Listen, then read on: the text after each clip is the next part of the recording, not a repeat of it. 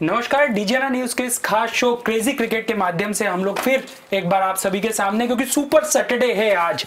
Combo pack मिलेगा आज dream 11 IPL में क्रिकेट फैंस के लिए, क्योंकि दो बड़ी टीमें आज मैदान में होगी और शानदार और दिलचस्प मैच यहां पर हमारा इंतजार कर रहे हैं। क्योंकि आज दो मुकाबले होने हैं और दोनों ही मुकाबलों पर सभी की नजरें टिकी हुई है। पहला मुकाबला है royal Challengers Bengaluru versus Rajasthan Royals, क्योंकि रॉयल्स यानी रजवाड़ों के लिए यहां पर कहीं ना कहीं एक जीत बहुत जरूरी है यदि प्ले ऑफ के रास्ते की तरफ उन्हें आगे बढ़ना है। तो दूसरी तरफ आरसीबी पिछला मुकाबला हार चुकी है, तो चाहेगी कि विराट सेना अपने हौसले बुलंद करने के लिए इस मैच में अपना 100% दें। उसके बाद दूसरा मुकाबला है धोनी के धुरंधरों का दिल्ली कैपिटल्स के साथ, यानी सीएसके का मुकाबला दिल्ली कैपिटल्स के साथ होगा। यंगिस्तान वर्सेस एक्सपीरियंस्ड प्लेयर इस मैच को हम कह सकते हैं।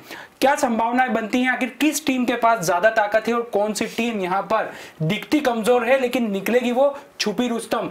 ऐसे खास सब्जेक्ट पर हमारे साथ बातचीत के लिए हमारे दो स्पेशल गेस्ट हमारे साथ मौजूद हैं। सुखदेव सिंह जी गुम्मन हमारे साथ यहाँ स्टूडियो में लगातार बने हुए हैं, तमाम दिलचस्प पहलुओं पर प्रकाश डाल रहे हैं और आज के मैच में उनकी ओपिनियन बहुत ज्यादा जरूरी है, क्योंकि यहाँ पर अब जो टीमें हैं उनके लिए करो या मरो की स्थिति है। मैच जीतना बेहद अहम है कुछ टीमों के लिए। और हमारे साथ में आज एक विशेष अतिथि भी जुड़े हैं, नरेंद्र भाले जी हैं, वरिष्ठ खेल पत्रकार हैं और उसके साथ साथ क्रिकेट के समीक्षक भी हैं। सर, आपका बहुत बहुत स्वागत है। धन्यवाद सर, शुरुआत करते हैं आज पहले मुकाबले से, राजस्थान रॉयल्स वर्सेस आरसीबी।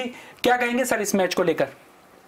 जहाँ तक राजस्थान रॉयल्स का सवाल है, तो जिस अंदाज में जिस स्तर के उनके पास खिलाड़ी है उस हिसाब से वो डिलीवर नहीं कर पा रहे मैच में। जिसे कहते हैं आपकी एक जॉइंट एफर्ट होना चाहिए मैच जीतने के लिए, तो वो नहीं नज़र आ रहा है। स्मिथ की बात ले लो तो स्मिथ ने शुरुआत के दो मैचों में बहुत अच्छी पारियां खेली, लेकिन बाद में वो कंसिस्टेंसी निकाल ही नहीं पाए। तो क्या होगा कि ऐसे टुकड़े टुकड़े में परफॉर्म करेंगे। जैसे बीच में तेवतिया अच्छी 2 इनिंग खेल गए, लेकिन हर बार डिपेंड नहीं हो रहा जा सकता। डिपेंडेंसी से तो काम चलेगा ही नहीं। टीम के ऊपर के जो 4 खिलाड़ी है वो 4 को अपना दायित्व अच्छे से निभाना होगा। और फिलहाल जो अभी तक के मैंने मैचेस देखे उसमें युवाओं में प्रतिभा तो है लेकिन पेशेंस नहीं है उनमें। आप विकेट पे जाते हो ओपन करने, जैसे पृथ्वी शा का एग्जांपल ले लो, ओपन करने आए, पहली गेंद मारने चले गए आप भाई टप्पा देखो बॉल का, बॉल में हरकत हो रही है या नहीं हो रही है, 1-2 बॉल खेलो, उसके बाद आप अपने स्ट्रोक्स खेलो। लेकिन ये जो गलती उतावलापन जो है ना, ये इनको ले डूबता है। अब आप पृथ्वी का ही ले लो एग्जांपल की, शुरुआत में 2-3 इनिंग बहुत अच्छी खेले वो, लेकिन वही कंसिस्टेंसी नहीं है खिलाड़ियों में। तो ये जो जिम्मेदारी है ये युवा से लेकर बुजुर्ग तक सबको लेनी पड़ेगी और अपने अपने हिस्से का पार्ट उनको बखूबी अदा करना पड़ेगा, जब भी टीम आगे पहुंच पाएगी। सर, गुरु मंत्र एक तरीके का दिया है सर युवाओं को एक वरिष्ठ क्रिकेट समीक्षक ने। सर, मैं कल की थोड़ी सी आपसे चर्चा इसलिए करना चाहूंगा क्योंकि कल मैच के पहले जो आपने पूर्वानुमान लगाया था वो बिल्कुल सटीक साबित हुआ और उसी अंदाज में मैच हुआ जैसा आपने बताया था। मुंबई इंडियंस ने एक तरफा शिकार किया कल केकेआर का। बिल्कुल, मुंबई इंडियंस टूर्नामेंट के फर्स्ट सेकंड नंबर के ऊपर पॉइंट्स टेबल में रहती आ रही हैं। लगभग सारे मैच जीते हैं, बहुत कॉन्फिडेंट खेल रहे हैं। उनकी तीनों डिपार्टमेंट बॉलिंग, बैटिंग, फील्डिंग बहुत अच्छी चल रही हैं। और वहीं पे अगर हम केकेआर की बात करें तो कल के दिन में नया कप्तान, पुराना कप्तान स्पोर्ट्स मैन स्पिरिट के बिहाफ पे उसने स्टेप डाउन किया। नया कैप्टन को आने के बाद में और फिर आपकी टीम के जो प्रीमियम ऑलराउंडर्स हैं, सुनील नारायण हैं, रसल अर्नल्ड है, ये लोग परफॉर्म नहीं कर पा रहे हैं उनके पोटेंशियल से। सुनील नारायण कल नहीं खेले, उनके कहीं ना कहीं बॉलिंग एक्शन के ऊपर लोगों ने संदेह व्यक्त किया है, सस्पेक्ट किया है, ऑब्जेक्शन लिया है, टीम मैनेजमेंट ने उनको बाहर रखा। रसल अर्नल्ड को कल बहुत अच्छा जसप्रीत बुमराह ने सेटअप किया। किसी भी टीम के 5 बल्लेबाज 10 ओवरों में आउट हो जाना, आप पहले टॉप 5 बैट्समैन आपके 10 ओवर में आउट होना एक कोई भी अच्छी स्थिति बल्लेबाजी में नहीं कही जा सकती है। और उसके बाद में thanks to Cummins and Eoin Morgan, दोनों ने मिलकर एक रिस्पेक्टेबल स्कोर खड़ा किया कि जिससे कम से कम रिस्पेक्टेबल इन द सेंस कि आप उस समय आपकी इतनी बुरी हालत थी कि 5 विकेट आप गवा चुके थे। 148 रन कोई रिस्पेक्टेबल नहीं होता है, बट फिर भी एक आप अपने बॉलर्स को एक स्निफ दे सकते हैं कि आप वहां जाके थोड़ा लड़ सकते हैं, जीत सकते हैं। बट मुंबई इंडियंस की बैटिंग जितनी फॉर्म में है, क्विंटन डिकॉक ने पिछली बार 50 किया था, कल तो वो इतनी अच्छा कनेक्ट कर रहे थे, ऐसा लग रहा था कि अगर कल बहुत ज्यादा 200 के आसपास भी होता तो आराम से मुंबई इंडियंस चेस कर सकती थी। इतने एफर्टलेस स्ट्रोक्स खेल रहा था और उसको देख के लग रहा था कि हाँ, हमने कल भी बात करी थी कि इस पूरे आईपीएल में 2 टीमें, किंग्स 11 पंजाब के पास में ओपनिंग पेयर केएल राहुल, मयंक अग्रवाल, और मुंबई के पास ओपनिंग पेयर रोहित शर्मा और डिकॉक। ये दोनों बेस्ट ओपनिंग पेयर हैं, बहुत अच्छा खेल रहे हैं, इनफॉर्म हैं। ऑल्दो रोहित अभी थोड़ा सा अच्छा नहीं कर पा रहे हैं, कल भी उन्होंने एक छोटी पारी खेली, जबकि उनके पसंदीदा अपोनेंट केकेआर हैं जिनके अगेंस्ट वो बहुत सारे रन बना चुके हैं इतने सारों में। और स्टैटिस्टिक्स की भी अगर बात करें तो 26 में से 20 मैच मुंबई इंडियंस आज तक के सारे संस्करण में केकेआर से जीत चुके हैं। कहीं ना कहीं ये एक आपका कॉन्फिडेंस बढ़ाता है कि नहीं, हमारे सामने जो टीम है इनको हम आराम से हरा सकते हैं, और वैसे ही इन्होंने किया। वो एक लगभग ये वन साइडेड मैच था। सर केकेआर कप्तान बदला, परिणाम नहीं। ऐसा है कि आप पहले धोती पहनते थे और बाद में आपने पैंट पहन ली, इसका मतलब ये नहीं कि आप रईस हो गए। कप्तान बदलने से कुछ भी नहीं होता है। फर्क वहां पड़ता है जब खिलाड़ियों का अप्रोच बदले। जिस अंदाज में कल कार्तिक आउट हुए, मुझे तो वाकई में हंसी आ रही थी कि ये इस लेवल का खिलाड़ी है। सवाल पूछने वाला था सर कि जिस अंदाज में आउट हुए, बड़ा एक अलग मूवमेंट लगा, जैसे विकेट देना बोलते हैं जिसे। और आपने देखा होगा तो सूर्य कुमार ने भी वही गलती दोहराई, अंदाजन एक सरी के अंदाज में दोनों ही आउट हुए। सूर्य कुमार ने तो खैर आउटसाइड द ऑफ स्टंप की गेंद बल्ले से खींच ली अंदर, लेकिन कार्तिक क्या कर रहे हो आप यार, कप्तान हो टीम के, टीम पहले ही बैठ रही है और जब सारी जिम्मेदारी आपके ऊपर है और आप शुरुआत से आप किसके हक में बोल रहे हो? रसेल के। बहुत बढ़िया खिलाड़ी, बहुत बढ़िया खिलाड़ी, सिर माथे पे उठा के रखा है, कहाँ डिलीवर कर रहा है। मैं कल दाद देता हूँ बुमराह को कि बुमराह ने उसको बेवकूफ बना के उससे विकेट छीन लिया। तीनों गेंदें उसने शॉर्ट फेंकी और चौथी अनप्लेएबल बाउंसर थी और बल्ला अड़ा के रसेल निकल गए, विकेट दिया। तो वहां तो सारा मोर्चा ही खत्म हो गया था, कुछ बचता ही नहीं था उसके ऊपर बोलने के लिए कुछ। और कल विशेष रूप से मैं डिकॉक की तारीफ करता हूं कि उस बंदे ने जो तीनों कैच पकड़े विकेट के पीछे की तरफ और एक तो डाइव लगा के जो उठाया कैच, तो ये जो फर्क है अन्य टीमों में, ये फील्डिंग में सबसे बड़ा डिफरेंस है दोनों के बीच में कि यार आप एफर्ट्स क्या कर रहे हो। और आप देख रहे हो कितने ही युवा खिलाड़ी हाथ के लड्डू छोड़ रहे हैं और वो कैच कितने महंगे पड़ रहे हैं, ये मैचों के परिणाम आपको बता ही रहे हैं। एक गलती 100 पे भारी। सर खरी बिल्कुल, मैं नरेंद्र जी के साथ सहमत हूं कि आपके 2 विकेट गिर चुके हैं और आप बैटिंग फॉर्म में नहीं है। आपने पूरे टूर्नामेंट में 150 बनाई है, तो आप अफोर्ड नहीं कर सकते हैं कि आप आते से स्वीप मारेंगे। आप जिस तरह के स्वीप मारने की कोशिश कर रहे हैं और आपके सामने स्पिनर बहुत अच्छी बॉलिंग कर रहा है, मुझे लगता है उस ओवर ने इस पूरे मैच को ही पलट के रख दिया कि राहुल चार ने 2 बॉल पे 2 विकेट लिए, हैट्रिक बॉल के ऊपर विकेट नहीं मिला और वो 2 विकेट आने से एकदम से केकेआर बैकफुट पे आ गए। वो रन नहीं बना पाए धीरे, क्योंकि अगर आप देखिए जब भी आपके लगातार विकेट गिरते हैं तो और अच्छे बैट्समैन आपके आउट होते हैं तो आपके पास में कुछ बचता नहीं है, फिर आप डिफेंसिव हो जाते हैं कि कम से कम ऐसा नहीं हो कि हम 20 ओवर ही ना खेल पाए। और रसेल हॉलैंड को जैसे नरेंद्र जी ने कहा, वाकई में वो एक बहुत स्पेक्टिकल विकेट था कि एक प्रीमियम फास्ट बॉलर एक प्रीमियम ऑलराउंडर को कैसे सेटअप करता है। जो थर्ड बॉल जो बाउंसर था वो बॉडी पे बाउंसर उसका आया, लेग साइड पे था, डाउन द लेग साइड था, वो शॉर्ट बॉल थी और उसको बचाने में और बॉडी को डक करने में उन्होंने ग्लव किया और कॉट बिहाइंड हुए। बहुत अच्छा डिसमिसल था। ये क्रिकेट दिमाग से खेला हुआ क्रिकेट था और खरीदा गया, छीना गया विकेट था कि एक अच्छा ऑलराउंडर जो उस मैच को उस समय पलट सकता था, आपने अपने दिमाग से, टैक्स से उसको बिल्कुल उसका शिकार बना दिया कि आप हम चाहते हैं ऐसा खेलिए, आप ऐसा ही खेलिए और वैसा खेला और वैसा ही विकेट। इसको बोलते हैं उलझाना, पूरी तरीके से उलझाना सफल रणनीति सर। लेकिन यहाँ कुछ टीमें ऐसी है जो पूरी तरीके से बिखरी हुई दिखाई देती है और कुछ टीमें ऐसी है जो पूरी तरीके से परिपक्व दिखाई देती है जीत के लिए, और मुंबई उनमें से एक यहाँ पर दिखाई दे रही है। क्या वजह है सर कि बाकी टीमों की अपेक्षा मुंबई के खिलाड़ियों का आत्मविश्वास और उनके जीत का जो सक्सेस रेट है इस पूरे टूर्नामेंट में वो इतना हाई है? उसका सबसे बड़ा कारण ये है कि मुंबई के टीम के प्रत्येक खिलाड़ी को ये मालूम है कि उसका रोल क्या है टीम के अंदर। अगर रोहित फेल होते हैं, डिकॉक भी फेल होते हैं, तो बाद में आने वाले बल्लेबाज है, हार्दिक पांड्या है, पोलार्ड है, जिन पे आप किसी भी स्तर का जुआ खेल सकते हो। अगर 2 ही ओवर बचे हैं, और कल आप देखा होगा आपने हार्दिक पांड्या ने जो केमियो खेला, 3 चौके और 1 छक्का लगा के उसने जो रन बटोरे आखिरी में, वो देखने लायक थे। और कमिंस जैसे बॉलर को ऐसे गली मोहल्ले में जैसे जो मारे हैं उसने ऐसा लगा ही नहीं है कि अरे ऐसी थपकी दे दी हो बॉल को और बॉल जा रही है। और एक डिफरेंस और बताता हूँ आपको कि युवा खिलाड़ियों के लिए सीखने के लिए बहुत अच्छी चीज़ है। जैसे कल शुभमन गिल ने किया, शुभमन गिल ने क्या किया कल कि उसने उठा के एक बॉल मारी, लेकिन ये खिलाड़ी भूल जाते हैं कि बाउंड्री पर खड़ा कौन है। Pollard, the big Pollard. हर बार जो है 2 मैच पहले भी पोलार्ड ने एक बाउंड्री पे कैच पकड़ा था। हर सीजन में सब फिक्स है। नहीं, खुद 7 फीट का है वो, 2 फीट ऊंची छलांग, तो 9 फीट पे जब वो बंदा बॉल पकड़ सकता है तो आपको कहाँ मारना चाहिए, फिर आपको 100 मीटर का ही छक्का मारना पड़ेगा। तो ये युवाओं को ये सीखना बहुत आवश्यक है। फील्ड प्लेसमेंट क्या है, कौन सा खिलाड़ी कहाँ है, कमजोर कहाँ है, उस हिसाब से अपनी पारी को सजाना चाहिए। और ये कोई करना ही नहीं चाहता। कल इसीलिए बताता हूँ मैं, कल जो सूर्य कुमार यादव ने कैच पकड़ा, मैं दंग रह गया देख के। ऐसा लगा जैसे उड़ती बटेर पकड़ ली उसने हाथ से। और बड़ा तेज शॉट था सर, बहुत तेज, कोई टाइम नहीं था, बहुत ज्यादा टाइम नहीं था। तो ये भी तो सीखने लायक है, लेकिन सीखना कोई नहीं चाहता। हर आदमी जो है डिकॉक या रोहित शर्मा बनना तो चाहता है, लेकिन भैया उसके पहले आपको वैसा खेलना तो पड़ेगा ना।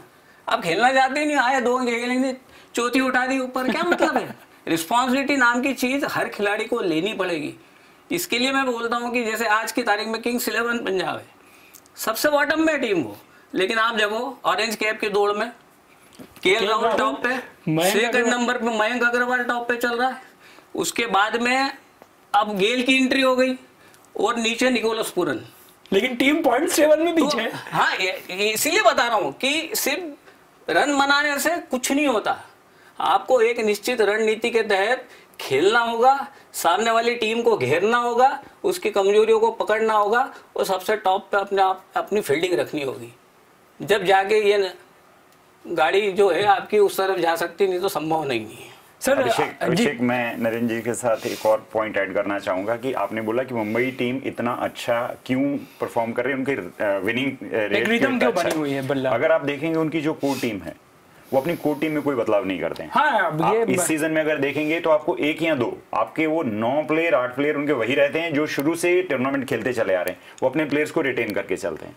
तो जो प्लेयर आपकी टीम में इतने सालों से खेलता चला आ रहा है, तो उसको मालूम है उसका रोल क्या है। उन्होंने कॉन्फिडेंस दे रखा है सब प्लेयर को, तुम्हें ये करना है, और हर एक प्लेयर अपना अपना रोल परफॉर्म कर रहा है। और यही कारण है कि उनका विन रेट इतना अच्छा है, कॉन्फिडेंस टीम में बहुत अच्छा है, और सबके सब अपने अपने डिपार्टमेंट में बेस्ट परफॉर्म कर रहे हैं। सर आज वैसे बताऊं 1 मिनट जी, सर ने बहुत मुद्दे की बात कही कि आपको कंसिस्टेंसी तो देना है, खिलाड़ी पे भरोसा भी करना है। और ये गलती दिनेश कार्तिक शुरुआत से करते चले आ रहे हैं कि आपने 7वें नंबर के बल्लेबाज को सुनील नारायण की जगह ओपन में भेजा, उसने 80 के ऊपर की पारी खेली, उसके बाद कल के मैच में फिर आपने उसको 6ठे नंबर पे भेज दिया। अरे खिलाड़ियों पे आप अगर विश्वास ही पैदा नहीं करोगे तो परफॉर्म कहाँ से करेगा। ये जो उटपटांग निर्णय लेता है ना कप्तान, ये समझ से परे रहते हैं, और ये उस टाइम समझ में आता है जब टीम बैठ चुकी रहती है। केएल राहुल के साथ भी ये परेशानी आप महसूस कर रहे हैं क्या सर? अच्छा खेल के बावजूद भी पंजाब के प्रदर्शन में, जीत के प्रदर्शन में हम वो चीज नहीं देखते। वो थोड़ा सा क्या है कि एक तो युवा है, रन बहुत अच्छे बना रहा है, दायित्व पूरा उसके ऊपर आ गया है कप्तानी का, तो उसके कारण क्या होता है कि शुरुआत में जब 2 या 3 विकेट गिरते हैं तो वो क्या होता है कि अच्छा खेलते खेलते, रिदम में खेलते खेलते वो अचानक स्लो हो जाता है कि यार मैं एक एंड पकड़ के चलूँ तो पीछे वाला आगे रन बनाएगा, लेकिन वहां जाके इनको दिक्कत ही आ रही है कि फिर पीछे वाला भी रन नहीं बना रहा है।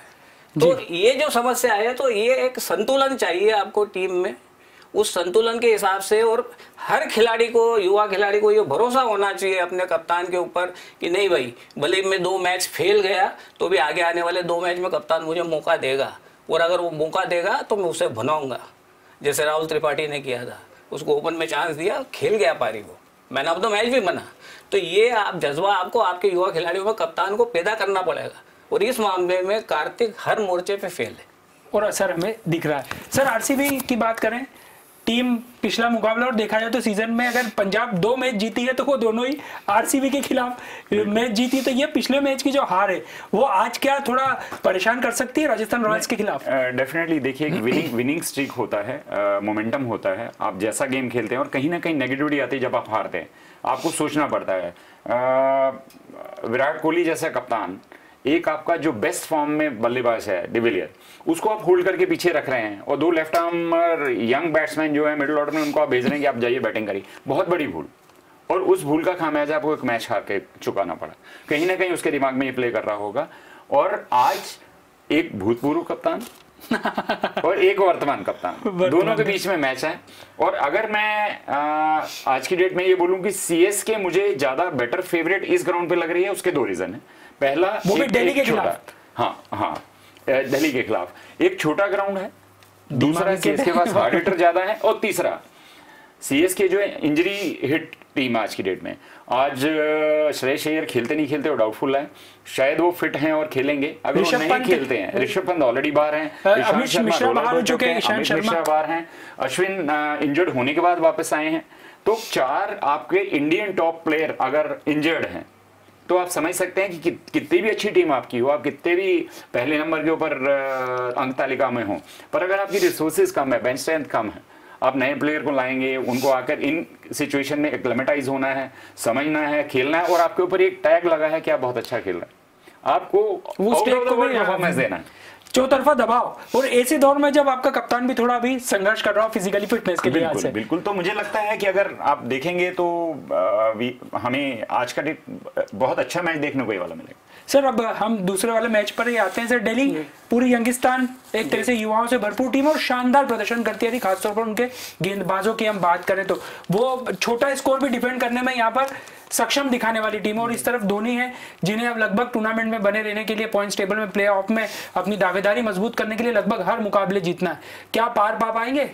सर ये कहना इसलिए मुश्किल है कि एक बात, अब छोटा सा उदाहरण दूं आपको मैं, कि हम जब घर में नया अचार डालते हैं तो नया अचार हाथों हाथ खाया नहीं जाता है, वो जब थोड़ा सा पुराना हो जाता है तो वो जो स्वाद आता है उस अचार में, वही हालत अभी धोनी के टीम की है। लेकिन सर ये कि खिलाड़ी तो ऑलरेडी पुराने मसाले के है ना, क्यों इतनी संघर्ष कर रही है? उसका कारण है ना कि देखो, मैं तो मैराथन जीतना चाहता हूँ, लेकिन भाई मेरा जब शरीर ही साथ नहीं देगा वो मैराथन जीतने के लिए, तो मैं विनिंग पॉइंट तक पहुंचूंगा कैसे? और क्या हो रहा है कि जैसे डुप्लेसिस और वॉटसन को ले लो आप, तो बेहतरीन रन बना रहे हैं, इसमें कोई शक नहीं। चौथा तो दावेदार ऑरेंज कैप का डुप्लेसिस भी है, तो वो बढ़िया बना रहे हैं। लेकिन आपने पिछले दोनों दिनों मैच में देखा होगा कि सैम करन को धोनी ऊपर लेके आया है ओपनिंग में। लेफ्टी राइटी कॉम्बिनेशन सर, ये वजह लेफ्टी राइटी कॉम्बिनेशन तो है ही, साथ में मैं वही आपको बताने की कोशिश कर रहा हूँ अनुभव और तरुणाई के बीच का डिफरेंस कि सैम करन आए वो 24-26 रनों का एक बेहतरीन केमियो खेल गए वो, लेकिन उसी दौरान दूसरे छोर पे क्या हुआ, डुप्लेसिस खाता खोले वगैरह चले गए। फिर आया वॉटसन, अब वॉटसन भी क्या है, डाल पाक है, जब चलता है तो फिर उसके जैसा हथौड़ा कोई भी नहीं है। 100-105 मीटर के छक्के मारना उसके लिए बहुत मामूली है, और ऐसा लगता है कि यार बहुत ही ईज में शॉट खेला होगा इसने, और फिर वो जब बोर्ड पे आता है ना 103 मीटर का छक्का, तो समझ में आती है कि उसके पीछे पावर और टाइमिंग कितना जबरदस्त है। तो पूरे टाइम आप डुप्लेसिस और वॉटसन पे डिपेंड नहीं कर सकते। बात के बल्लेबाज, अब जैसे जडेजा को ले लो, अब ये सारे बुढ़ापे की और अग्रसर है सारे, और अब आप इनसे बेस चाहते हो जो 20 साल का लड़का देगा, तो वैसा तो संभव नहीं है। और मेरे हिसाब से भले ही दिल्ली कैपिटल्स जो है इंजर्ड टीम है, लेकिन शुरुआत में मैंने कहा था, जब मैं कभी लिखता हूँ या बोलता हूँ तो मैं हमेशा कहता था कि यार ये टीम बहुत बैलेंस दिख रही है दिल्ली कैपिटल्स, और वो बैलेंस जब धीरे धीरे समझ में आने लग गया तो मैंने फिर तीसरी बार में कहा था कि ये टीम डार्क हॉर्स है, और फिर कल मैंने कहा कि ये टीम प्रबल दावेदार है किताब की। उसका कारण है कि कॉम्बिनेशन बहुत बेस्ट है, और श्रेयस अय्यर की दाद देनी होगी कि वो बंदा फ्रंट से रह के टीम का नेतृत्व कर रहा है, और ये उसी का परिणाम है कि टीम बांध के रखी है। हर युवा खिलाड़ी को भरोसा है कि अगले मैच में मुझे फिर चांस मिलेगा।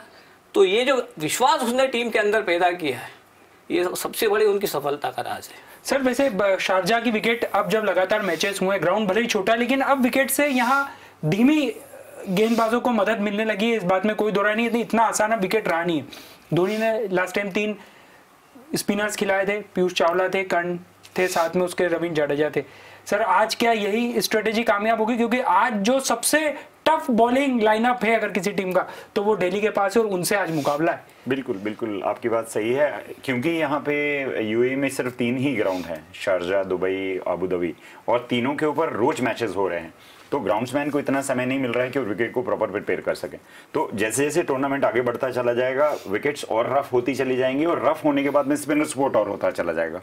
शारजा में अगर हम देखें तो पहले 2-3 मैच 200 से ऊपर बने, उसके बाद में थोड़ा थोड़ा स्कोर कम होना चालू हुआ। जैसे जैसे मैच प्रोग्रेस करेगा वैसे वैसे बॉल इसमें स्लोअर एंड लोअर आती है, जो कि डिफिकल्ट होती है हिट करने के लिए। और अगर आप जितनी तेज बॉलर बॉल करता है और अगर बैटिंग विकेट है तो उतना ही इजी स्ट्रोक लगाना होता है, उतनी जल्दी बॉल दूर जाती है, उतनी लंबी जाती है, उतना इजी स्ट्रोक एक बैट्समैन मार सकता है। जहां तक आपने डीसी की बात कही तो इसमें कोई शक नहीं, उनके पास में फास्ट बॉलर्स की बेस्ट कॉम्बिनेशन अभी है। पिछला मैच अगर हम देखेंगे तो नोटिया ने 156 किलोमीटर की स्पीड से बॉल किया, उस ओवर में 155, 154, 156, और बॉल स्पीड से कोई भी कर सकता है, जो कंट्रोल उसने बताया और जो economy through out the tournament उसकी रही है। उसके बिना रबाडा जो है आज की डेट में सबसे लीडिंग विकेट टेकर है इस टूर्नामेंट के, और एक बच्चा उनका आया है देश पांडे, उसने डेथ ओवर्स में जो बॉलिंग करी है आके पहला मैच खेलते हुए, रिमार्केबल है, एनकरेजिंग है किसी यंगस्टर के लिए कि आप आईपीएल जैसे बड़े प्लेटफॉर्म पे आ रहे हैं। पहले मैच में ही आपके ऊपर कप्तान भरोसा दिखाता है, जताता है, आपको बॉल देता है कि लीजिए आप जाके डेथ ओवर में बॉलिंग करिए, और इतनी शानदार बॉलिंग आप करते हैं। तो धोनी की टीम को बॉलिंग तो डीसी की आज की डेट में टूर्नामेंट में बेस्ट है। 2 स्पिनर हैं, दोनों बहुत अच्छा कर रहे हैं। अक्षर पटेल जो है इकोनॉमी देख लीजिए 5 रन के आसपास है, रविचंद्रन अश्विन है, उनकी इकोनॉमी भी बहुत अच्छी है और विकेट भी ले रहे हैं। तो जो कॉम्बिनेशन एक टीम का होना चाहिए डीसी का बहुत अच्छा है। मैं सिर्फ थोड़ा सा रिलक्टेंट इसलिए हूँ कि उनके 3-4 प्लेयर इंजरी है, और अभी ऋषभ पंत के आउट होने के कारण क्या उनका बैलेंस थोड़ा बिगड़ा है। कैसे बिगड़ा है? उनके पास इंडियन विकेट कीपर सेकंड नहीं है, तो उनके पास फॉरेन प्लेयर है जो विकेट कीपर है, और फॉरेन प्लेयर का कोटा हमारे पास 4 ही है। इसका मतलब होता है कि हेटमायर को हमको बाहर रखना है, जो कि एक मिडिल ऑर्डर का बहुत अच्छा हार्ड हिटिंग बैट्समैन है। एक मैच आपको वो पिछले बार जितवा भी चुके हैं, अच्छा फील्डर है। तो कहीं ना कहीं आपका कॉम्बिनेशन गड़बड़ा रहा है ऋषभ पंत के आउट होने के बाद में। पिछला मैच भी वो फिजिकली फिट नहीं हो पाए ट्रायल के बाद में। मुझे लग रहा है कि शायद अभी भी, क्योंकि डीसी पॉइंट टेबल में बहुत अच्छी है, उनको रेस्ट नहीं करना चाहेंगे, 1-2 मैचेस का और रेस्ट देंगे। कप्तान श्रेयस अय्यर को शोल्डर इंजरी है, वो बहुत ज़्यादा सीवियर नहीं थी, मुझे लगता है वो आज कप्तान टीम लीड करने के लिए अवेलेबल रहना चाहिए। अगर उनकी कोर टीम के लोग जो हैं, और ये 4-5 जो प्लेयरों की हम बात कर रहे हैं, ये इंडियन लाइनअप के प्लेयर हैं। Ishant Sharma best fast bowler है, इंडियन टीम में खेल रहा है। अमित मिश्रा जो है बेस्ट लेग स्पिनर है, वो बाहर है। तो ये किसी भी टीम को, कप्तान को बहुत हिट करता है कि इतने अच्छे इंडियन लाइनअप के प्लेयर आपके जो हैं, क्योंकि आपको 7 प्लेयर इंडियन खिलाना है। उनमें से अगर आपको ऐसा अच्छा टैलेंट आपका बाहर बैठा हुआ है, तो आप समझिए कि अगर वो लोग भी यहाँ भी खेल रहे होते तो डीसी और कितना अच्छा बेटर परफॉर्म कर रही होती। बट फिर भी क्रिकेट जो है अनिश्चितताओं का खेल है। 2020 में कोई भी टीम कभी भी जीत सकती है। मैं नरेंद्र जी से सहमत हूं कि सीएसके में अभी जो है सब मोस्टली ओवर एज्ड प्लेयर हैं, और क्रिकेट रिफ्लेक्सेस का गेम है। आपकी उम्र के साथ साथ आपके रिफ्लेक्सेस जो है पुअर होते हैं, स्लो होते हैं, वीक होते हैं। आपको थोड़ा टाइम लगता है उन चीज़ों को पकड़ने में जो एक नया प्लेयर जल्दी कर सकता है। वो एजाइल होता है, जल्दी मूव करता है, रन बचा सकता है, ज़्यादा रन दौड़ सकता है, ज़्यादा विकेट ले सकता है। बट फिर भी क्रिकेट में कहीं ना कहीं एक्सपीरियंस प्ले करता है, जो धोनी के पास में है, और हमारी एक्सपेक्टेशन उनसे बहुत ज़्यादा है। तो उम्मीद करते हैं कि आज वो अच्छा खेले। ये बात तो आनी थी। वैसे सर की मैं एक बात से सहमत हूँ, एक बात से असहमत हूँ। पहली बात, जिस बात से मैं सर की सहमत हूँ वो ये है कि दुबई के मैदान, उसका जो सर ने विश्लेषण किया बहुत परफेक्ट किया। हर चीज़ को उन्होंने अच्छे से बताया भी कि क्यों हो रहा है, कैसा हो रहा है, विकेट धीमे होते जा रहे हैं। वो दूसरा, जहाँ आपने हेडमायर का कहा कि बढ़िया परफॉर्मर है, तो माफ करना, हेडमायर ने जितने आसान कैच छोड़े हैं उतने किसी भी टीम के खिलाड़ी ने नहीं छोड़े। उसने भले 1-2 कैच अच्छे पकड़े, लेकिन क्या है कि इतने क्लोज मैचों में ऐसे छोड़े हुए कैच, मैंने आपको बताया कि कभी भी नतीजा पलट देते। Catches win matches. तो सर ये आज जो बॉलिंग लाइनअप है, रबाडा ना किया, उसके साथ साथ अच्छे स्पिनर। सर रबाडा पे की क्या बात करूं और मैं भी क्या बात करूं। नहीं तो आज की तारीख में टूर्नामेंट का सबसे बेस्ट बॉलर है। ऐसे लाइनअप के आगे ये जो डेडिस टीम है, ये कैसी कर पाएगी? तो मैं वही तो बोल रहा हूँ, मैं और क्या बोल रहा हूँ कि पहली बात से सहमत हूँ, बाद में नहीं। वैसे सर आज फेवरेट टीम कौन सी आपकी आज फेवरेट टीम, फिर कल की थोड़ी सी बात कर लेते हैं जाते जाते।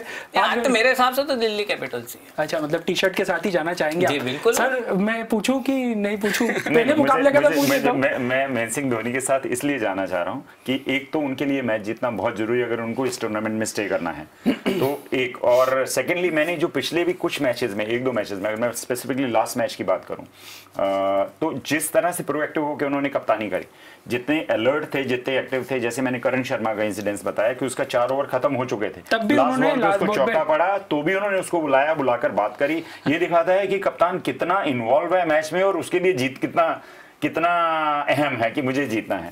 मैं इन कुछ चीज़ों को, देखिए मैंने कहा कि जैसे अगर हम बात करें क्रिकेट में, कभी भी ऐसा नहीं होता कि जो गिवन डे के ऊपर बहुत अच्छी टीम है वही जीतती है। इसमें जो डार्क हॉर्स है, जैसे डीसी की बात नई ने कही कि उस टीम को एक डार्क हॉर्स, तो एक एस्पेक्ट ऑलवेज बना रहता है। और किसी भी गिवन टीम में ये देखिए एक एज एक फैक्टर है डेफिनेटली, पर उसके साथ एक्सपीरियंस भी मैटर करता है। और एक्सपीरियंस ठीक है, फिर भी मैं ये बोलता हूं कि अगर 11 प्लेयर आपकी टीम में खेल रहे हैं, किसी भी टीम में, डीसी हो, सीएसके हो, आपको एक या दो आउटस्टैंडिंग इनिंग चाहिए। बॉलिंग आउटस्टैंडिंग चाहिए या एक आउटस्टैंडिंग बैट्समैन चाहिए। आज अगर एक बैट्समैन भी आपका अच्छा खेलता है तो कोई भी टीम किसी को हरा सकती है।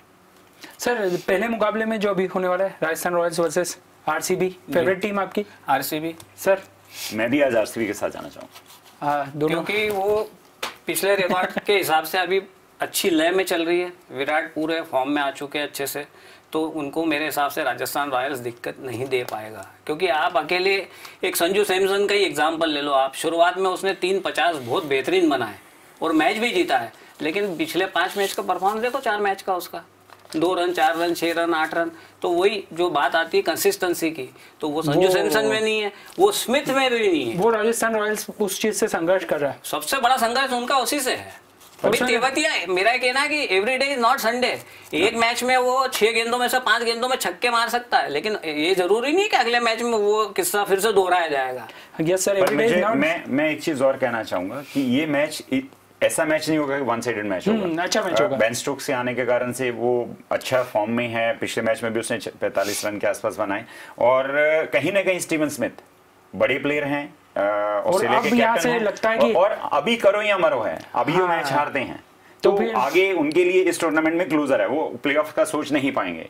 तो कहीं ना कहीं देखिए, जब आपके ऊपर प्रेशर ज्यादा होता है, और बड़े प्लेयर हैं, जोस बटलर अच्छी बैटिंग कर रहे हैं, इन तीनों चारों में से संजू सैमसन कंसिस्टेंट नहीं है, 2 मैच अच्छे खेले, उसके बाद में कोई रन नहीं बना पा रहे हैं। पिछले मैच में उन्होंने 25-26 रन बनाए, 28 रन बनाए, पर कहीं ना कहीं इन मैचेस में मुझे जो लग रहा है कि जो बड़े स्टार हैं, बड़े प्लेयर हैं, जिनको बहुत पैसे देके खरीदा गया है, ये टाइम है उनके लिए कि खड़े होना। मुझे देखिए, ये सारी जितनी विकेटें ऐसी हैं कि उनको शुरू में 1, 2, 3, 4 ओवर में फास्ट बॉलर को हेल्प है, बॉल हिल रही है, मोमेंट मिल रहा है, और बैटिंग इतना इजी नहीं है। यही कारण है कि अगर आप देखेंगे पावर प्ले में रन इतने ज्यादा नहीं बन रहे हैं, जबकि 2020 में पहले 6 ओवरों में हम एक्सपेक्ट करते हैं कि 60 रन प्लस स्कोर होना चाहिए।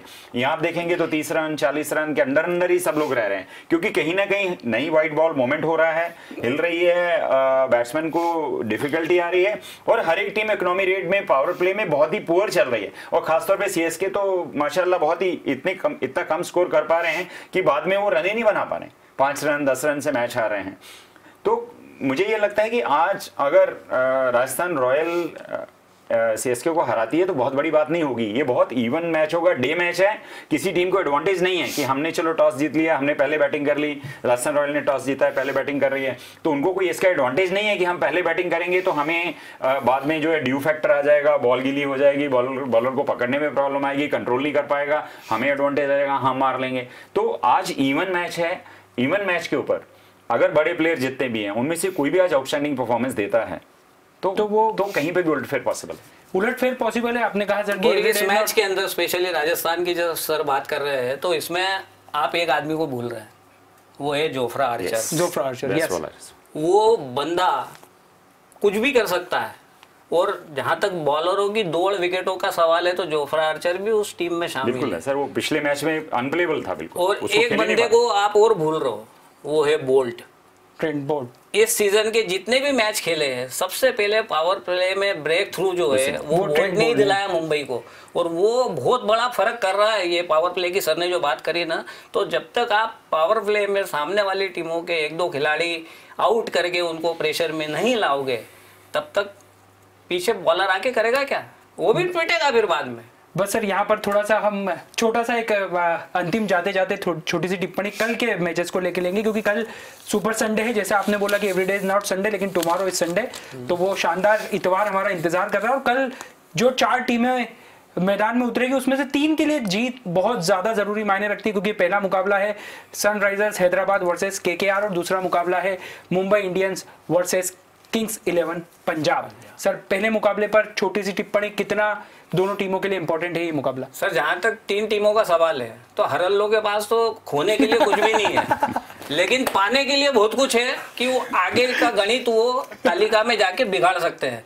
मुंबई को कोई इतना फर्क नहीं पड़ना है, और मुंबई का सबसे बड़ा प्लस पॉइंट है जो शायद आपने कभी पॉइंट आउट नहीं किया, आज की तारीख में उनका नेट रन रेट जो है वो +1.37 चल रहा है, जो सबसे टॉप पे है। एक तरीके से लगभग एंट्री, और ये नीचे के जो है ये सब माइनस में चल रहे हैं और कुछ पॉइंट माइनस में चल रही है।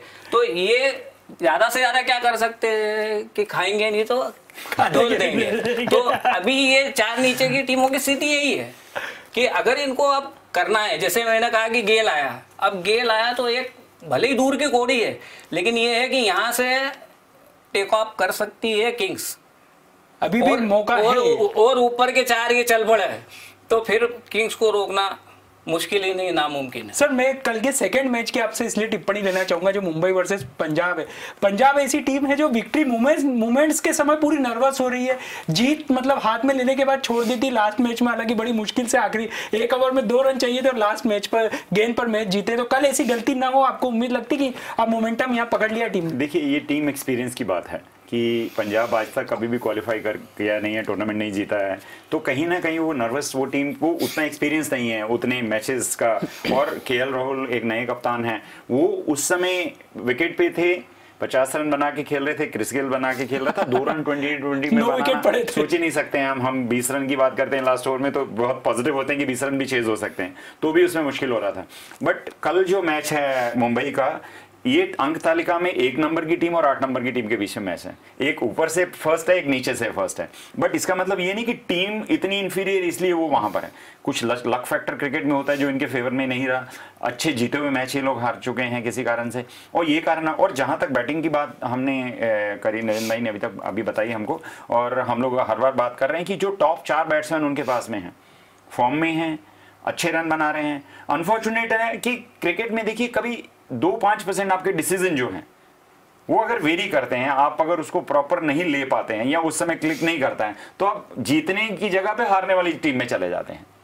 बट सुपर संडे है, सेकंड मैच है, दोनों टीम बहुत स्ट्रांग है, मुंबई डेफिनेटली बेस्ट परफॉर्म करती चली आ रही है, हमें कल अच्छा क्रिकेट का मैच देखने को मिलेगा। तो कल का एक पॉइंट कहना चाहता हूँ, कल के मैच के लिए जैसा सर ने बोला, तो कल जो मैच हुआ उसमें जो 1 रन वाला लफड़ा फंसा चहल के, और उसके 5 गेंदों में रन नहीं बने और 1 बना और गेल रन आउट हो गया, तो गेल को इसके लिए आप दोष नहीं दे सकते, क्योंकि वो इस में का रईस है बंदा वो कि वो रन दौड़ने के लिए नौकर रखना या पसंद करेगा, लेकिन खुद नहीं दौड़ेगा वो। इसीलिए आप देखो कि उस बंदे ने आज तक T20 में 13,000 के ऊपर रन बनाए, जिसमें के 10,000 रन सिर्फ चौके छक्के से आए हैं, और 126 मैचों में 331 छक्के मार चुका है बंदा। वो 333 नंबर की जर्सी पहनता है, तो कल तो वो 333 को भी आगे बढ़ाने की कोशिश करेगा ही, लेकिन फिर भी गेल के जुड़ने से टीम मजबूत, किंग्स का पलड़ा भारी नजर। बिल्कुल। और एक और भी चीज है, जैसे निर्मय ने कहा कि वो रनिंग में, एक तो देखिए एक लंबा चौड़ा प्लेयर है बहुत, और दूसरा उम्र भी एक फैक्टर है, एज में भी अब वो सीनियर हो चुके हैं, और थर्डली वो अपने चौके छक्कों से इतना कंपनसेशन कर लेते कि बोले 1 रन तो ठीक है यार, 1 ले लो, सेकंड रन आप बहुत कम उसको दौड़ते देखेंगे, थर्ड रन तो मैंने आज तक उसको नहीं देखा कि 2020 में 6 विकेट, बाउंड्री भी छोटी है और नहीं है, थर्ड रन बहुत कम पॉसिबल होता है कि आपने ऐसी लोकेशन में हिट किया या ओवरथ्रो हो गया कि थर्ड रन ले लिया, उसको तो आप 1 रन बहुत कंफर्टेबली जॉगिंग करते करते वो ले लेता है। हाँ, बट आप हमेशा एक्सपेक्ट करिए कि उठाकर मारेगा तो बहुत लंबा छक्का मारेगा। बहुत बहुत शुक्रिया नरेंद्र सर हमसे बातचीत के लिए। सुखदेव सर बहुत बहुत शुक्रिया। तमाम पहलू पर आपने बड़े खरी तरीके से जो जानकारियां दी है उसके लिए बहुत बहुत धन्यवाद आपका। तो फिर फिलहाल हमारे शो में इतना ही, लेकिन बने रहिए क्योंकि बहुत खास मुकाबले हैं आज दोनों, क्योंकि एक तरफ विराट सेना और उनके सामने राजस्थान रॉयल्स है जो कि एक छुपी रुस्तम टीम मानी जाती है, तो उसके पलटवार से यहाँ पर विराट सेना को बचकर रहना पड़ेगा। और दूसरा मुकाबला वो भी बेहद दिलचस्प होने वाला है क्योंकि यंगिस्तान यानी दिल्ली कैपिटल्स यहाँ मिलेगी सीएसके से। दोनों हैं तो जाहिर सी बात है कुछ ना कुछ नया होगा, तो ये दोनों ही मुकाबले दिलचस्प रहने वाले हैं, जरूर देखिए। और कल फिर 2:30 बजे मिलते हैं क्योंकि कल जो 4 टीमें मैदान में उतरेगी उसमें से 3 टीमें अपने जीत के अस्तित्व की लड़ाई लड़ेगी। तो कल का दिन भी सुपर संडे रहने वाला है, तो फिर कल 2:30 बजे मुलाकात होती है। तब तक के लिए इजाजत दीजिए, लेकिन डीजियाना न्यूज के साथ आप बने रहिए। नमस्कार।